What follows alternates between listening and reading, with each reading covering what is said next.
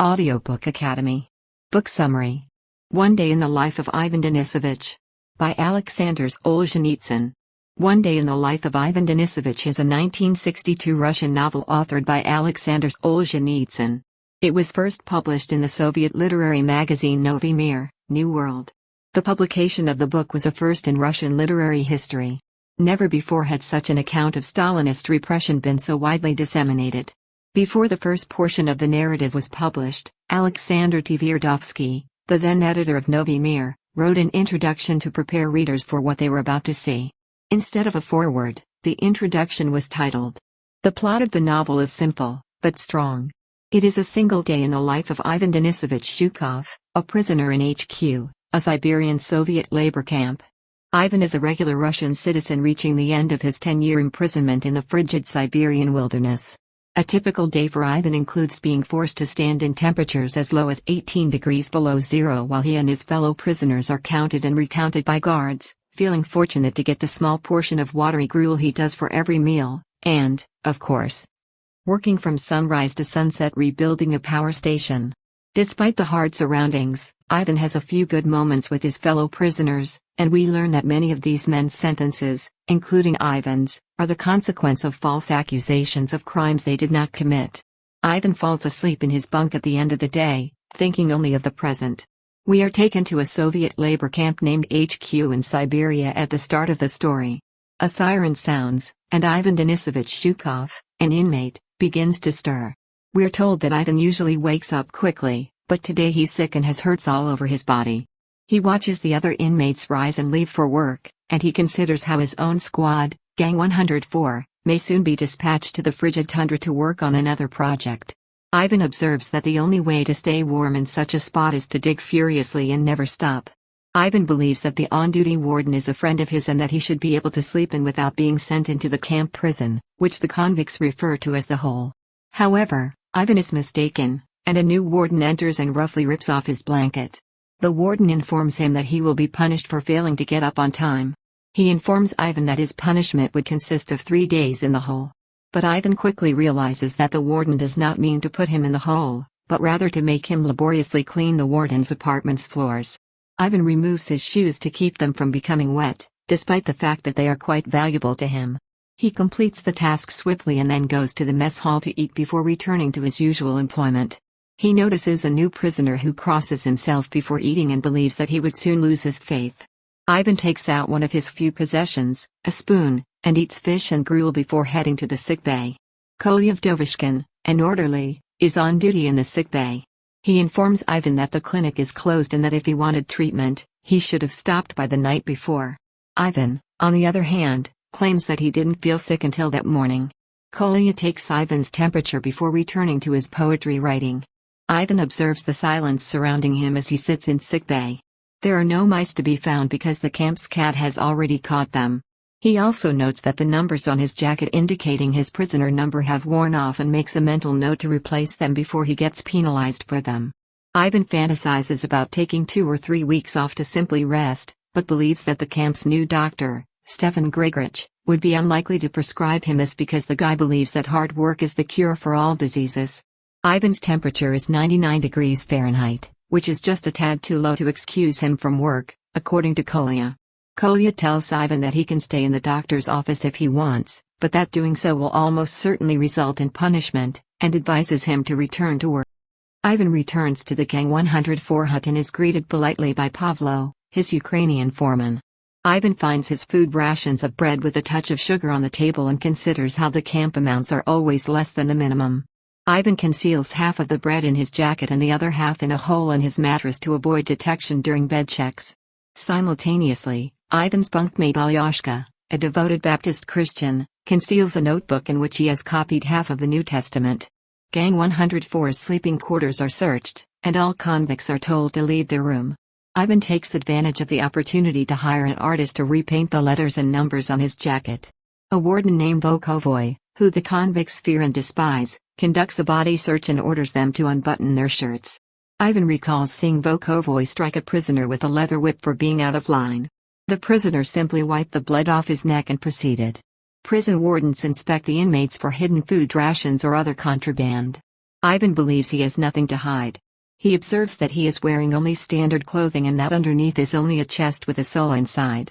However, another inmate, Denisovich, claims that it is against the criminal code to undress convicts in the cold. After that, Denisovich accuses Volkovoy of not being a true Soviet citizen. Volkovoy is enraged by this and severely punishes the prisoner. Gang 104 marches off to the power station where they will work in the stinging cold wind. They have been warned that anyone who steps out of line would be shot without warning. The guards initially reprimand the captives as they march, but their need to keep their lips covered and heated quickly quiets them. Ivan believes that the guards' work must be difficult. At this point, the story's narrator provides some insight into Ivan's character. According to the plot, it takes place in 1951, and Ivan was arrested 10 years earlier, in 1941, around the time the Soviet Union entered World War II. Ivan is concerned about his family and how they are faring without him. He is technically permitted to write 2 letters per year, but he admits that he has given up on that long ago since he considers it worthless. He considers his fellow convicts to be family and thinks about his wife's letters, which are full of news he doesn't care about. His wife has recommended that after he is released from the camp, he become a carpet manufacturer, and Ivan agrees that this is a reasonable notion because carpet making is a thriving industry that is not government regulated, but he has little interest in engaging in it. He is not comfortable with the bribery in the industry and believes that even if he is middle-aged and balding, he still has too much integrity for it. Gang 104 soon arrives at the power station. Ivan notices Alyosha's smile and considers how the camp has not affected the man's religious beliefs. Despite being sentenced to 25 years of hard labor, Alyosha and the other Baptists in the camp appear to be in high spirits at all times. Tyurin, Ivan's foreman, is waiting for orders. Tyurin is a huge, unsightly man whose might inspires respect among the convicts. Ivan claims that even a single twitch of his brow is enough to send a prisoner to his work. Tyurin informs the group that they must close the windows to keep any heat in the building. Ivan goes to get some tar paper and runs upon another team digging holes in the frozen ground for fence posts. When he returns, the tar paper has been placed over the windows. The narrator observes that all of the inmates work not only for themselves but also for one another because they would all be punished if they failed. The gang then begins to wall up the second level of the power station so that when they start working, they can keep the room at a temperature that allows them to survive. Ivan recalls hiding a trowel nearby that might aid him in his work, but he does not reach for it for fear of losing it to his comrade. As he works, Ivan clears his mind of any thoughts other than the task at hand. Ivan sent a 16-year-old boy named Gopchik to get wire for the pipes he is working on. Gopchik soon returns, and the two hide a piece of wire that will be used to build a spoon later. According to the narrator, Gopchik's offense was just delivering milk to starving Ukrainian separatists. Ivan resumes his work and soon discovers it is almost lunchtime. He is astounded by how rapidly time has passed. He notes that the sun is at its highest position in the sky, implying that it is 12 o'clock. Denisovich joked that the Soviet Union may have wished for the sun to rise at 1 o'clock instead of noon. Another foreman, Pavlo, permits the convicts to relax before eating at the stove. Kildigs, a Latvian inmate, points out that Ivan's 10-year term is almost up. Ivan claims that he cannot be certain that the authorities will truly release him and not lengthen his term. The narrator then discloses that Ivan's crime was treason. In 1942, he was in the army and was taken by the German army. He later escaped, and the Soviet authorities dismissed his claim, believing him to be a German spy. Ivan was given the option of signing a treasonous confession or being executed. He signed and was immediately imprisoned. The men are summoned to their lunch, and on the way, they discuss a few different prisoners who have snitched to the guards about fellow inmates and what happened to them. 2 of them were slain in their beds, and a third prisoner who was later found to be innocent was also murdered. The murderer apparently became confused about who he was supposed to be killing. Another informant has taken refuge in the warden's quarters. Ivan notes that the temperature has risen to 18 degrees below zero, which he deems pleasant. Ivan deceives the cook into giving him and the rest of the gang extra portions for lunch. Pavlo notices but does not reprimand Ivan. He instructs him to distribute the additional rations to Denisovich, who appears pale, and a man named Cesar, who always eats alone. Ivan delivers the supplies to Cesar, who is dining in the camp office and talking with someone about Russian filmmaker Sergei Eisenstein and his film Ivan the Terrible. Ivan considers asking for a pull on Cesar's cigarette in exchange for his compassion, but he does not ask and leaves silently. When Tyurin returns to the power station after lunch, he has been praised on the efforts of the workers, and everyone is in good spirits. This means they will have adequate food for 5 days, which Ivan regards as a wonderful blessing. The men start applying mortar for bricklaying. 4 men are required to do this task, and Tyurin and Pavlo agree to assist.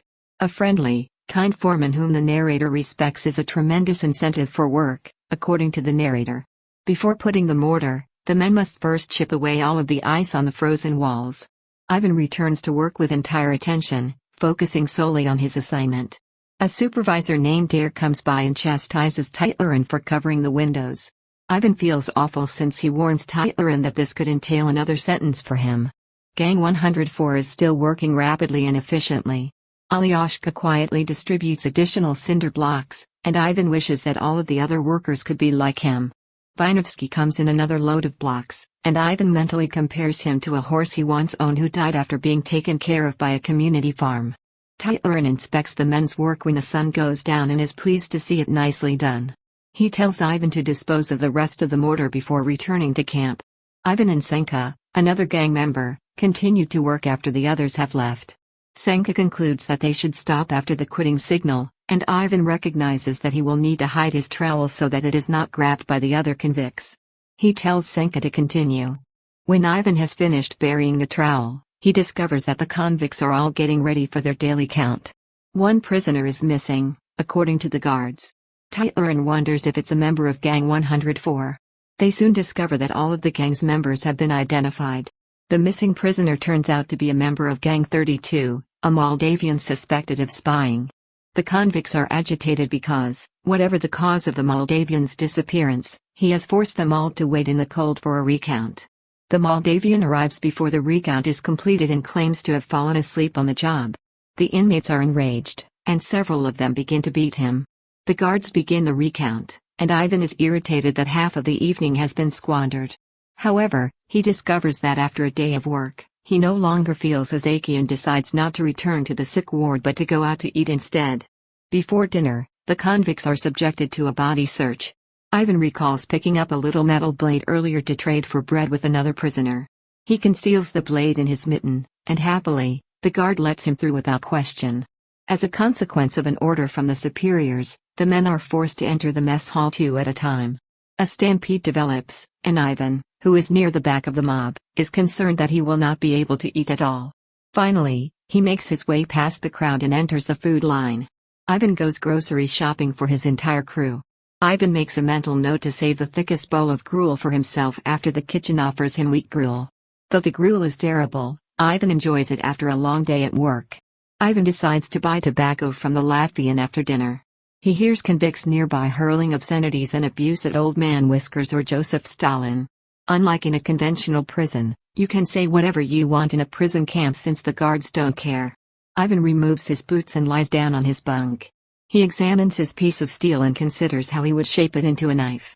At that moment, another prisoner, Fetyukov, enters the chamber, bruised and battered. He informs Ivan that he was disciplined for licking the gruel bowls in the mess hall. Ivan sympathizes with him. Snubnose, a warden, calls Vinovsky for his sentence, 10 days in the pit. Ivan considers that 15 days in the hole's filthy and frigid conditions would undoubtedly kill a man. Tuberculosis will be diagnosed after 10 days. The convicts endure another count, and Ivan returns to his bare mattress, thanking God for another day completed. Ivan promptly falls asleep, fully content. He has a full stomach, a small piece of metal to make a knife out of, some tobacco, and he isn't in the hole. He considers this to be a successful, almost joyous day. The narrator mentions at the end of the story that this is only one of the 3,653 days of Ivan's sentence. Ivan Denisovich Zhukov, the main character of the novel, a common man who is arrested mistakenly for being a spy. He is currently serving his 10-year sentence in HQ, a Siberian prison camp. Ivan, as a poor, illiterate guy, is an unusual hero for 19th-century Russian literature. Most literary protagonists of the time were aristocratic and sophisticated, but Ivan is neither wealthy nor preoccupied with his personal plight. Ivan is a peasant, and though it is not stated explicitly, it is suggested that he is illiterate. For example, when he reads the poem that the doctor, Kolya, is composing, He remarks that he does not comprehend the peculiar technique of coping one line at a time. Ivan is awestruck by men in the camp who have lived in Moscow, such as Cesar, and regarded as a fascinating, sophisticated metropolis. Ivan is likewise not an emotional or sympathetic individual. He has almost no lingering feelings for his long-abandoned wife and children. He doesn't seem to have any plans to leave the camp and no nostalgia for his days before it. It is possible that he has been brainwashed by the authorities or has just forgotten what it is like to be free after 9 years at the camp.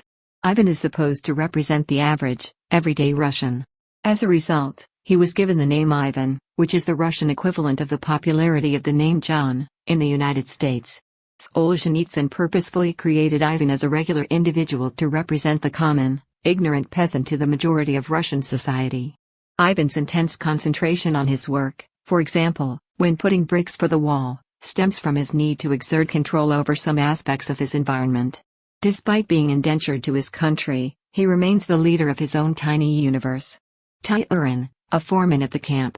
Tyurin is a strong and renowned leader who is also gentle with his charges. Tyurin is a strong and cruel person at the start of the tale, designed to represent power and the unknown. By the conclusion, he is presented as more sympathetic, thanks in part to his telling his life story in the power plant fire. Tyurin's transformation from untouchable authority figure to friendly comrade by the end of the novel demonstrates that humanity can be found even in the most miserable regions on the planet. Tyurin's character exemplifies Russia's bad condition of justice since, like many others in the novel, he was imprisoned for a crime he did not commit. Tyurin informs Ivan that he is incarcerated because his father was a kulak, or wealthy peasant, a socio-economic class that Stalin wished to eliminate. Tyurin, like most of the others in the camp, is a fine person who has been wrongfully sentenced to years of drudgery. Maybe that's why he decides to be nice to his other convicts. We learn via snippets of Tyurin's existence that, while he is acquainted with the convicts, he is not considered one of them in the same way that someone like Ivan is. This implies that, contrary to popular assumption, the life of a guard is not necessarily better than the life of a typical prisoner. Tyurin is still feared as an authoritative figure, but the guards do not respect him because he is still a prisoner. Alyosha, one of the Ivan's fellow inmates and bunkmates. Alyosha is a fervent Baptist Christian who is well liked in the camp, if not a little despised. Alyosha is supposed to be a Christ-like figure. He perseveres in the face of absolute despair, remaining happy and performing good deeds for others even when he receives nothing in return. Alyosha seemed to regard his life of drudgery and labor as the finest thing for his spiritual fulfillment. He is more concerned with nourishing his heart and soul than his body, and his readiness to pass out what little he has to share exemplifies human resilience in terrible situations. Cesar, a cultured, well-mannered prisoner who Ivan finds stunning and who comes to represent worldliness and abundance to him. Cesar is treated differently from the other inmates. He is allowed to eat at the officers' quarters and wear non-regulation clothing. This is possibly due to the fact that he is more cultured than the others and so more trusted. Cesar is from Moscow, a magnificent metropolis that ordinary people like Ivan can only fantasize about. Cesar's understanding is enhanced by his discussions with Buinovsky and others regarding Russian directors. Cesar's name is a Russian version of Caesar, a title used by several Roman emperors. Cesar represents the worldly pleasures that Alyosha advises Ivan to abandon at the end of the tale. Aleksandr Isaevich Solzhenitsyn was a Russian writer who was born in 1918 in Kislovodsk. He was the son of a Cossack landowner and teacher, and he attended Rostov University. He served in the Soviet Army from 1941 to 1945 and was condemned to 8 years in prison for anti-Stalinist sentiments he made in a letter to a friend. He taught mathematics and wrote while exiled in Central Russia. His incarceration experiences inspired his first novel, One Day in the Life of Ivan Denisovich, 1962. Solzhenitsyn was dismissed from the Soviet Writers' Union in 1969 for speaking out against government censorship that had suppressed some of his works. Many of his novels have now been translated into English, and Solzhenitsyn was awarded the Nobel Prize in Literature in 1971 for his works. Solzhenitsyn was exiled to West Germany and stripped of his Soviet citizenship in 1974 after being persecuted by Soviet authorities. He then moved to the United States. His meticulously researched indictment of the Soviet prison system, terrorism, and secret police, which was initially published in France, was translated into English shortly afterwards as The Gulag Archipelago.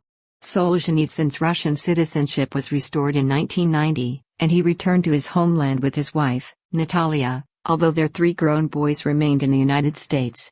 He lived in West Moscow with his wife until his death in 2008. Solzhenitsyn was dissatisfied with the status of post-Soviet Russia and how it had drifted away from traditional Russian culture. In August of 2008, Solzhenitsyn died of heart failure at the age of 89. He was buried at a location chosen by him in the Donskoy Monastery Cemetery. Following his death, world leaders from Russia and many other countries paid respect to the author. Thank you for listening in Audiobook Academy. Don't forget to subscribe and smash that like button for more content like this. See you in next video.